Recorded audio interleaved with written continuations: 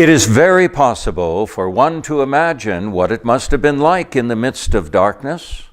He had been crucified, his band of disciples scattered like leaves in the wind. Elijah never came down to rescue him. He simply died, and a sometimes chaotic ministry went with him to the dirt and rock.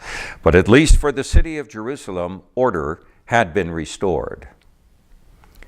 For the women getting ready to get up to go to the tomb, there was just the routine to follow: anoint the body, fix it just so, and reseal the tomb.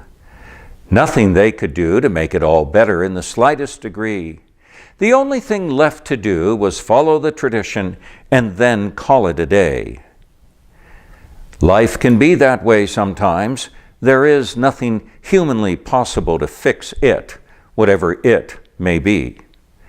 But then, for them, a curious thing happened when early dawn came upon the world in which they lived as they traveled to the grave. The developing day was beyond them and had an unstoppable life of its own, with illumination not just heralding in a new morning, but new life.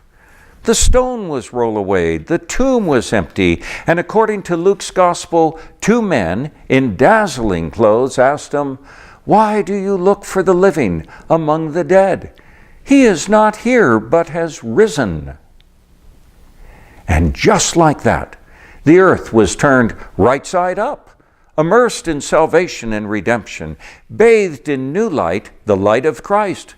They and the disciples, and in fact, every creature in every direction from history to the future, would rest in the illumination of our risen Lord.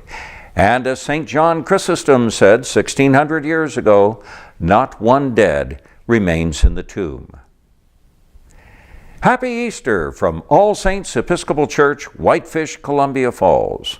We invite you to worship with us this great season, and that together we can be a visible proclamation to the world at large of a blessed Easter drenched with the grace of God. Enjoy